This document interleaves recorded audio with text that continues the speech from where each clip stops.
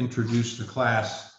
We are still in a Pentecost, of course. Pentecost ends as Advent begins, which is shortly.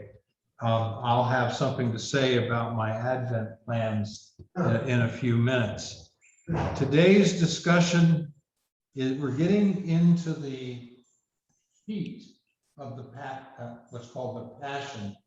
We are doing today the betrayal by Judas and the Temple guards, right? The arrest in the garden and the trial before the high priest. So we got a couple different topics, but we're definitely on Thursday night of Holy Week. Things are building up. We're getting started here finally. The lesson for today, we've only got enough time probably to cover one or two of the issues at the most. We are in the latter part of chapter 14. Jesus, last week we did the prayers in the Garden of Gethsemane. He tries to get his disciples to pray with him. They refuse. They nod off, fall asleep. So finally, after 3 attempts, as he approaches his disciples, he can see the torch lights probably coming in the distance, and that's where we pick up. So the story, the prayers are over, and Judas and his entourage from the temple guard are arriving in the Garden of Gethsemane. One little sidelight, back to last week's discussion about the prayers in the garden, Jesus praying so earnestly. Gethsemane, I understand from my reading this week, means olive press. In other words, you crush the olives. And what Gethsemane was for Jesus was this crushing experience. So it was appropriate that Jesus went to that garden. The imagery is just profound. He was crushed in the garden with his concerns. You can't write a novel like that. No, that's right. So true. Yeah. Okay. The Judas arrives, and notice that the people that arrest him are not Romans. They are Jews. They are people from the temple. It occurred to me this week that we pass over this, but if this initial part hadn't happened, the Romans would not have crucified him. Right. At least not yet. Now, maybe other circumstances would have spun around and there would have been other reasons for the Romans to get involved. But this was definitely started by the Jews who wanted him to be. These are the Pharisees. Well, that it refers to them. It refers to the chief priests and teachers of the law and the elders. It's not very specific. Okay. Yeah.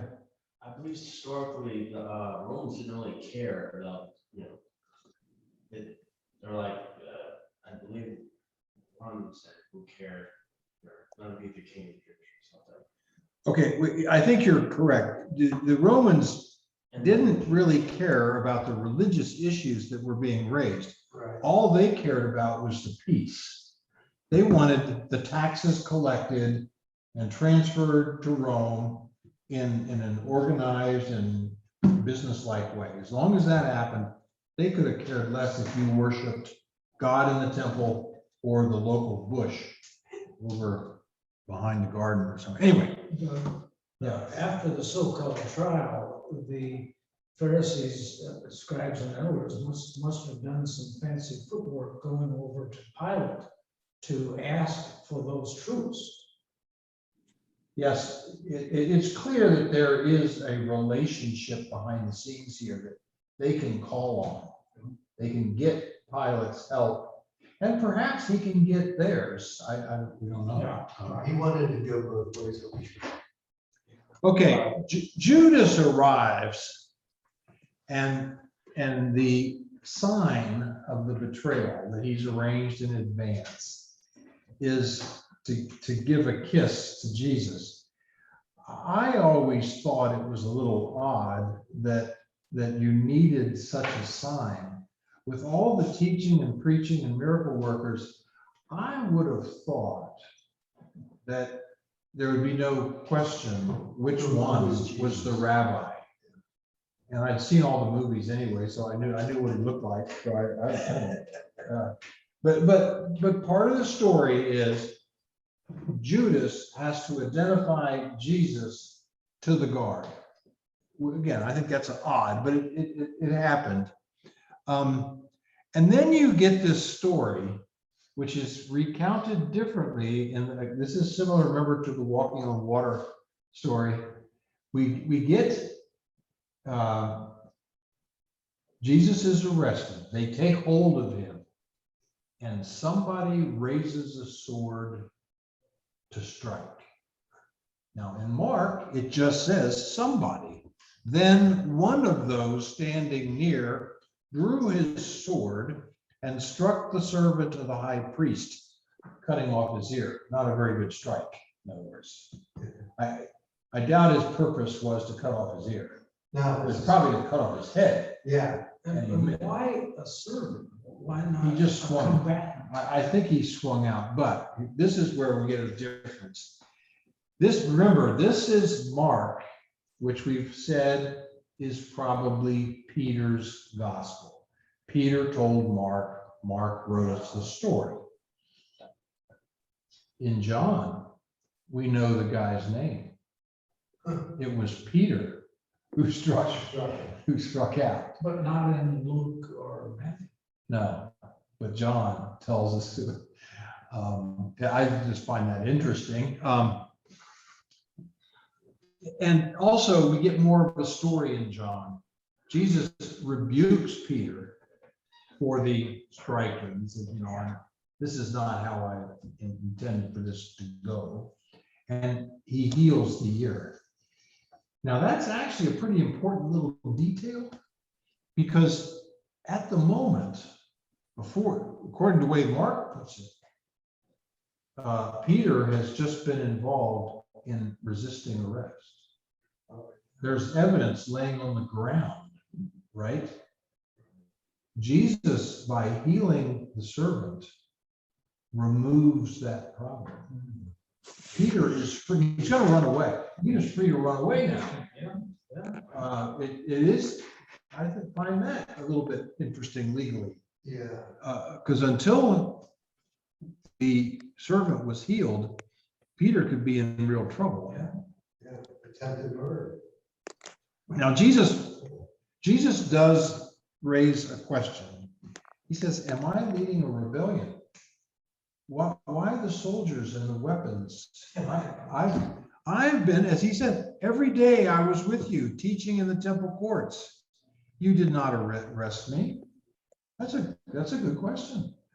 It's because they're doing this whole thing in secret, and it's actually illegal. It's unconstitutional, we would say. Yeah. It's an inappropriate use of power. And we'll get into the details on that as we get into this. We get this line, everyone deserted him and they fled. Everyone deserted him. Now, that amount of desertion, though, varies. Because remember the story, Peter follows at a distance because he can see what's going on in the temple, in the garden of the chief priest. Remember the stories of his denials. So he had to be there for that. So yes, it does sound bad, I guess, and it was. They all fled, but there was some. At least Peter was a witness. Now, Mark is said to be this guy, because this is a strange story. A young man wearing nothing but a linen garment was following Jesus. When they seized him, why did they seize him? The him is probably Jesus, but it could also be simultaneously Mark. One of the guards puts his hand on Mark's shoulder. Oh, sorry. The tradition is that this is John Mark. This young man is John Mark. So he's standing there watching this happen. And the temple guard puts his hand on his shoulder, and Mark freaks, wrestles out of the hole, and the guy is left with his clothes. Yeah. I mean, you've seen the movies. Yeah. These are just loose robes. Yeah. And I don't know if the word naked really means stark naked or down to his loincloth. I have no idea. Just took his toe. But he didn't have his clothes. So whatever the outer garment was, he doesn't have that anymore. And he runs away ashamed. Kind of like being in your underwear. Yeah, I mean, it it says naked, but I don't know. I don't know how it worked. It does go to lend to the authenticity of the writing, don't you think? Because who would put a detail like that in? Yeah, By I- making a right. story? I think this is Mark introducing, he wasn't a disciple in the sense that he witnessed everything. But you said his name is John Mark? Well, that's a traditional way to say it. The word, if I get this right, it's the difference between the Greek name and the Hebrew name. Is that right, Tim? They're giving the same name. Mark is Greek. Mark is a Greek name, John. and John is a Hebrew name. So this is John Mark. It's not, we don't give him a first and second name. That's not really the point. It's the same name, just said in two different languages. It's a traditional way to refer to John. Okay, or I should refer, sorry, to refer to Mark. They take Jesus to the high priest, and this is where Peter follows at a distance, enters the courtyard so he can warm himself by the fire. Now, we're at night. A trial in the legal system was supposed to always be in the daylight. Simple reason, this is before floodlights and good lighting. You wanted to be able to see each other's faces when you're talking about Or trial. witnesses or. Who's guilty, who's innocent, you want to be able to see. So in the light of day is an important concept. Yes, you can have those little oil lamps burning, but they don't accomplish what you need. And the other thing though is, and that's not going on here either, the trial is supposed to always be in the official place of the Sanhedrin. They had a meeting place. It's like a courtroom, and that's where the trial was supposed to be held. That way it was open and above board. This is at night in the chief priest's home, right? And in addition, they always started with the defense, not the prosecution. Yeah. So they were looking for evidence against Jesus so they could put him to death. But now listen to Mark. They're looking for evidence. And his reaction to it is, but they did not find any. Now, that's not quite correct. They found evidence, but it was in disagreement with itself. Because look at the next sentence. Many testified falsely against him, but their statements didn't agree. So for evidence to be real evidence, it has to stack up. Yeah. And you need three.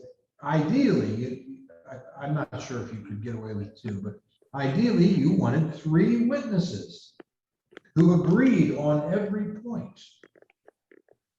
They didn't get that. So at this moment, at the end of verse 59, things are really not going well for the Sanhedrin. They really thought they were going to railroad this right through, and but the evidence isn't lining up. Okay. Let's see, where are we? Okay, so the high priest now steps forward. And I guess he's probably like the attorney on the TV shows, is seeing that this is not going the way. You know, the guy's not going to, well, oh, by the way, notice up to this point, Jesus hasn't spoken at all.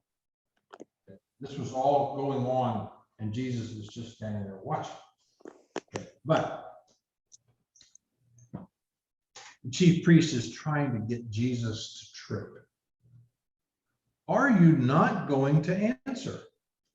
See, the problem was you had all these false testimonies. They were false, and they didn't agree with each other. So if Jesus had talked about any of them, perhaps he could have made the situation worse. It was from his perspective, he's still innocent. So saying anything could have just made it worse, is my legal judgment on that. And I think the chief priest agrees. Aren't you going to interfere? Because this is not going well. But then it occurs to him to ask a question. Are you the Christ, the Son of the Blessed One, is the way Mark translates this. Are you the Christ, the Son of the living God, is how one of the other Gospels put it. Okay. Now, Jesus may not feel the need to respond to false witness, but this isn't false witness. This is truth. And so, even though it's going to end it, Jesus cannot tell a lie. He's been, the chief priest has actually put the good bait in front of Jesus. Jesus has to respond to this and has to respond positive. He could not say no. That wouldn't work. He has to say yes. And so he does. I am in verse 62. And then to stick it and twist the knife. And you will see the Son of Man sitting at the right hand of the Mighty One and coming on the clouds of heaven. Jesus is saying to the chief priest, you think you're judging me. You've got it all wrong. I'm judging you. At the moment, the chief priest has the power, and things are going to go the way they're expected to go. But actually, Jesus is saying, I'm the final judge in this world. And he's referring to the second coming, when Yes, he comes on the clouds. yes, and then there will be no mistake. I'm absolutely with you on this, Doug. He's saying, this is the end, this is the appropriate end of my first coming. Yeah, this is like Just Act wait till One. the second. Act One is coming to a close. Yeah. Okay, it's going to come to a close. And then there will be Act Two, and you'll see who really is the judge. So the high priest, that's why I asked the question in my handout. You've heard the blasphemy. What do you think? Now see, they tried to get him with false witness, but those testimonies wouldn't line up. Now we've got Jesus proclaiming himself to be the Son of the Blessed One, the Christ. And so the high priest, tearing your clothes is a sign that you are proclaiming that to be blasphemy. You've heard the blasphemy. What do you think? He's asking the court. Now it turns out we don't need witnesses because this guy right in front of us has declared himself to be God. And that's, well, see, you gotta think like a Jew, not like a Christian. To a Jew, there is only one God. And so if someone were to stand up in a room and say, I'm God, your default answer is, no, that can't be right. You are deceived. Or worse, you're the devil. You're speaking from the devil. That's what the chief priest says. I don't think he really has much choice here. He believes what he's saying. He doesn't believe Jesus is God. So therefore, Jesus must be evil. Must be. And so he has to die. The punishment for blasphemy is death. They all condemned him as worthy of death. And then you get the beginning of the scourging part. This is the honestly, this is the light part. But it's so disgusting for a Christian to think about these words. Then some began to spit at him. They blindfolded him and then struck him. It's kind of hard to protect yourself when you don't know when the blows are coming. It's just nasty. I mean, it's bad enough to hit him, but by blindfolding him and then hitting him, it's like You can't do nothing. you're hitting. You put a bag over someone's head. It's just anyway. They tell him to prophesy, and the guards took him and beat him. Now the guards, we don't know who then some began to spit. They blindfolded, struck him with their fists. We don't know who the players are. It's probably not the chief priest. He wouldn't get his hands dirty like that. Were there members of the Sanhedrin that got so angry that they participated? We were not told who those people were. Maybe so. But then finally we are told, now the guards, the temple guards, why they got so incensed, I don't know. Maybe they're just getting into the spirit of this thing. Now remember, this is just the first trial. There's going to be others, and there's going to be other more serious scourging is coming. This is just the beginning. The guards took him and beat him, is how this ends. I ask in my questions, what is blasphemy? You lie. Okay, I think it does include the concept of lying, but I think you need more, Andrew.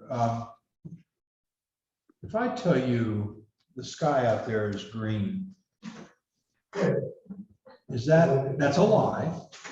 Is it blasphemy? No, because it's not against God. Okay, Yeah. it's not against God. So for something to be blasphemy, it's okay to include the lie concept, but it has to be about God, a lie about God. Perhaps saying God cannot ever make the sky green might be blasphemy. Okay, yeah, okay.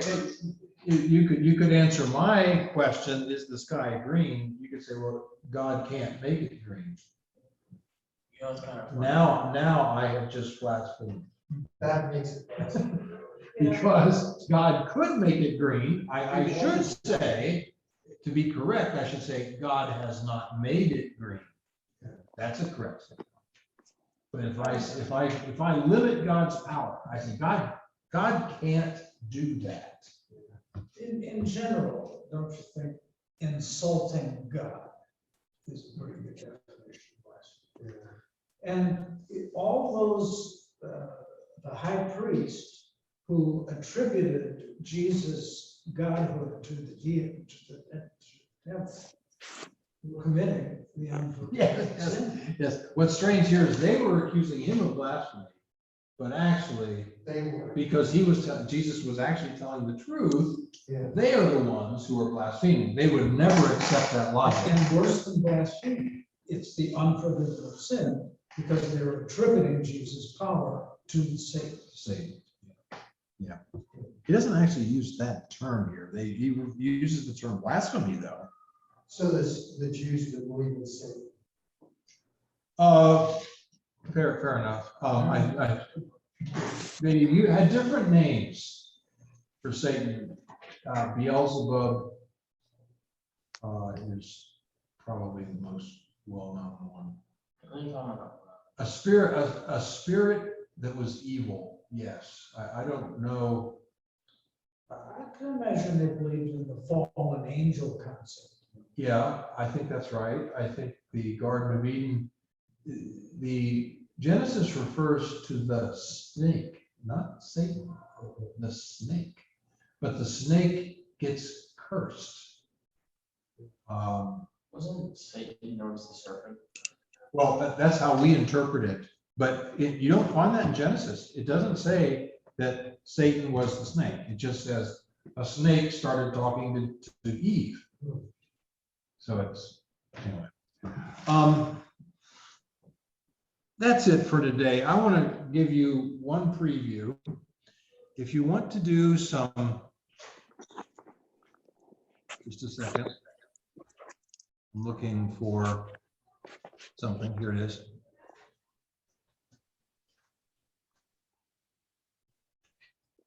At the end of this month,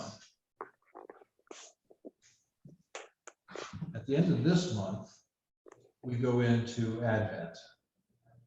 And so starting, and Advent's always a 4-week series. And so I decided this year, we're going to spend some time. So if you want to do an easy homework, is to read the first couple chapters of the Gospel of Luke. Because what I've done is picked out thematically some sections of those 2 chapters.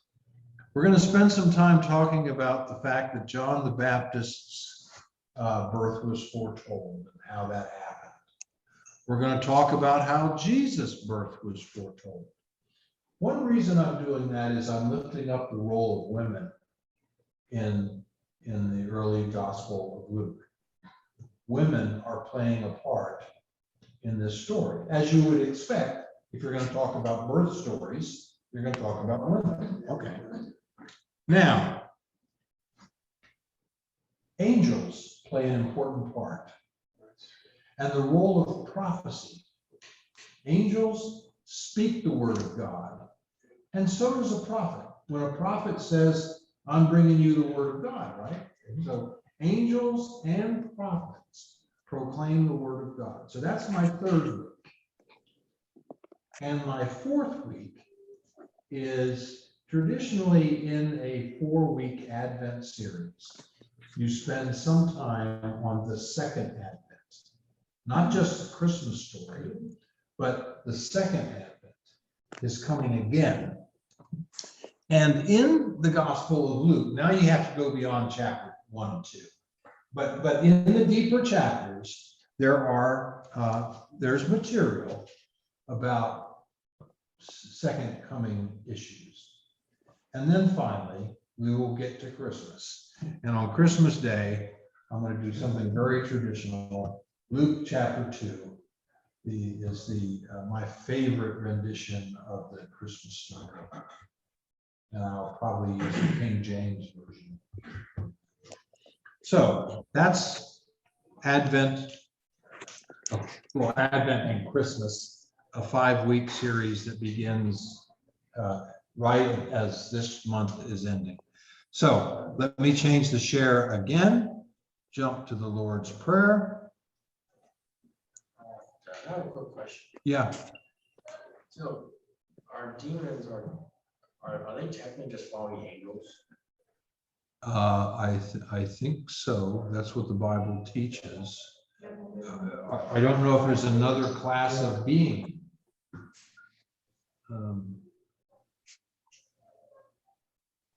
Anyway, it occurred to me, Tim, since I brought this up. Remember I joked to you about always having the Lord's Prayer ready to help you? It happened to me once about 3 weeks ago. I was leading the Lord's Prayer, and now I had the Bible right in front of me. My problem was my mind wandered just for that moment, and I couldn't remember which line I was. So even though I had it right in front of me, I couldn't remember which line I was on. So it was Kathy from the back. She was still working the coffee table. She calls out, lead us not into temptation. So I could get back in the scheme of things. I do think it helps to have it actually written in front of you. So here it is. Let's close with prayer. Our Father, who art in heaven, hallowed be thy name. Thy kingdom come, thy will be done on earth as it is in heaven. Give us this day our daily bread, and forgive us our trespasses as we forgive those who trespass against us. And lead us not into temptation, but deliver us from evil. For thine is the kingdom, and the power, and the glory, forever and ever. Amen. Okay. Okay, here's a question for you. What does a thesaurus eat? What is a thesaurus eat? It's like a dinosaur. Yeah. They particularly like synonym buns. Ah, I like it. That's good. I don't get the joke, but. A thesaurus has a lot of words that mean the same thing. Oh. Now, if you want another word, since you don't want to repeat yourself, you can get the same meaning. Right. They'll just give you another word. did you hear the joke, Oh, Pat? I get it now. Not really. Okay, Tim asked, what does a thesaurus eat? And the answer is they are very partial to synonym buns. Oh, well, that's a Tim. That's a Tim joke. That's right. Yeah. We always have to make excuses. That's- Okay, have a good Well, week. thank you. See ya. Thank you.